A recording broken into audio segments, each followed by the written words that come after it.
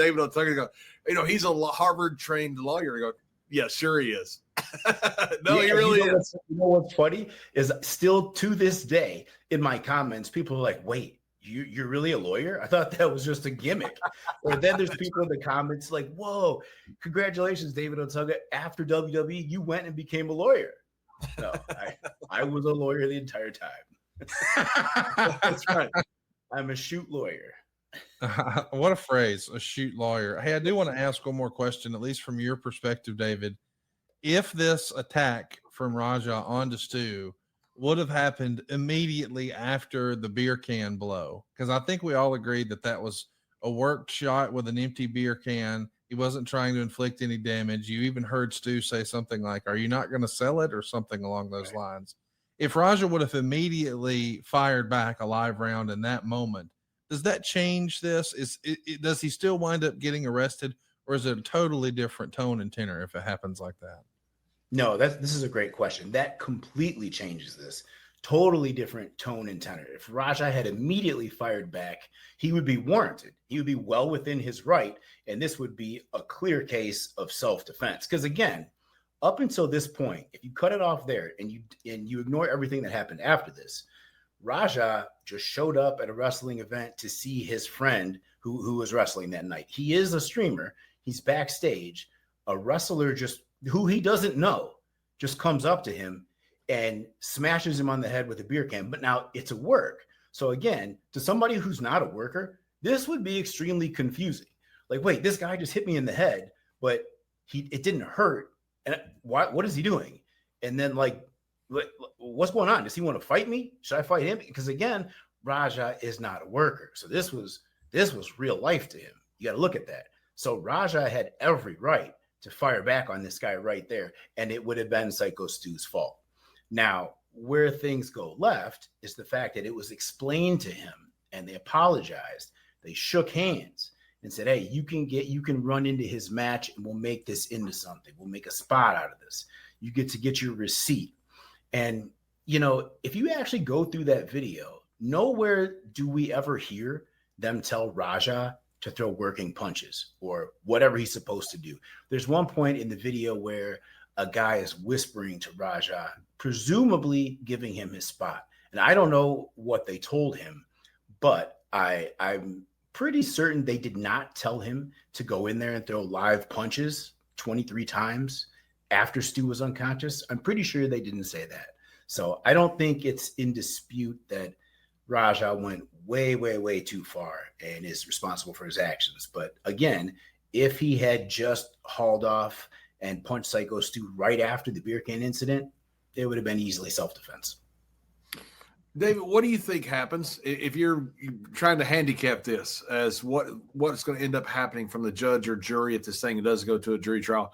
What do you think is the final outcome of this? Your most likely outcome? It's really hard to say, honestly, because it's going to come down to the arguments. I mean, which lawyer understands wrestling terms better? Because you could make a strong argument that, they didn't explain this to Raja and he was under the impression he was allowed to do so. They told him to really punch the guy. Raja's an MMA fighter. In his mind, MMA fighters are told to throw punches until the referee pulls him off. Raja does say something about that in here. Like there's all these different things you could build. But then again, on the flip side, the prosecution could really just hammer in. It doesn't matter. He knows that this was supposed to be fake or a work, and he went way beyond that and how much he incriminated himself. So it's really hard to say. But again, if I really had to bet, I would say it's going to be a plea bargain. And I don't think he's avoiding a felony.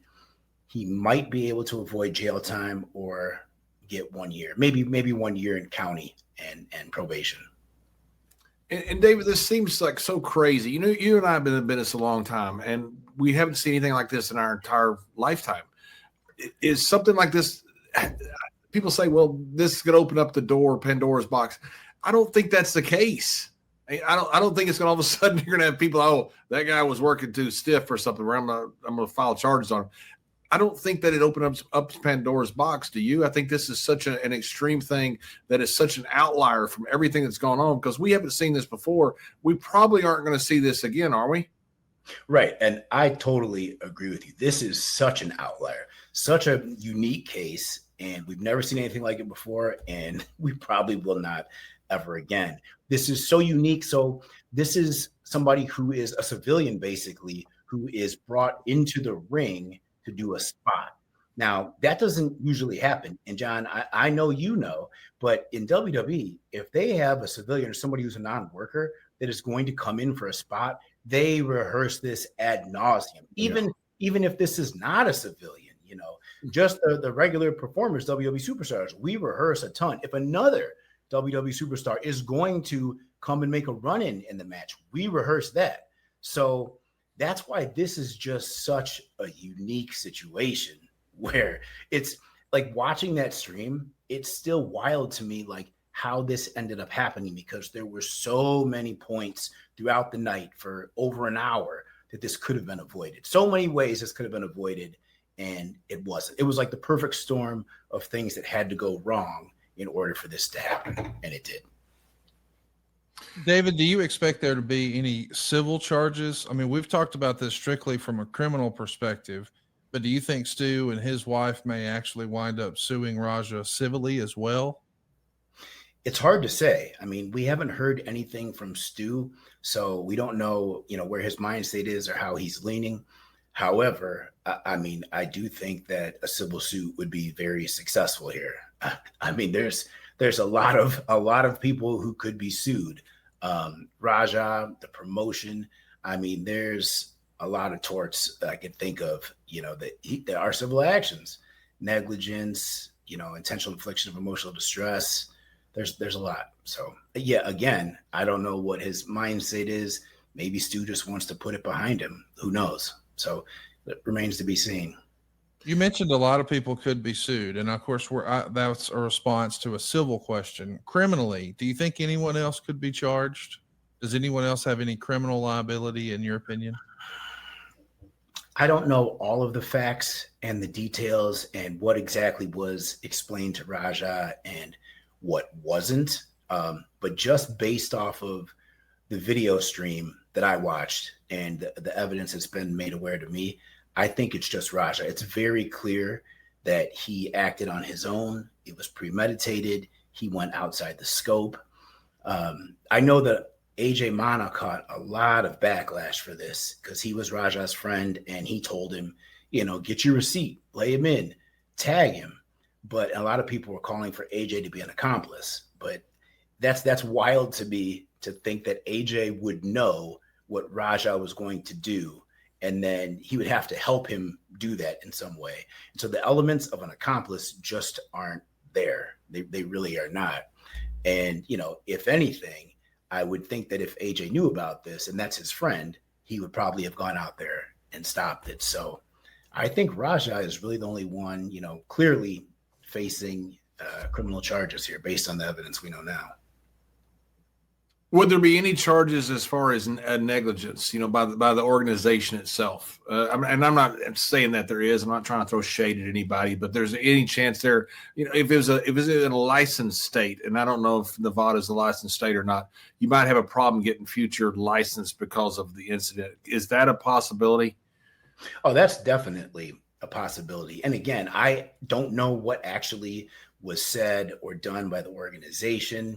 I've heard rumors Raja had been there before or was there the day before. I don't know what the conversations were like there. But again, based on the video, there's a number of places for negligence. I don't ever see Raja sign a contract or a waiver or anything like that.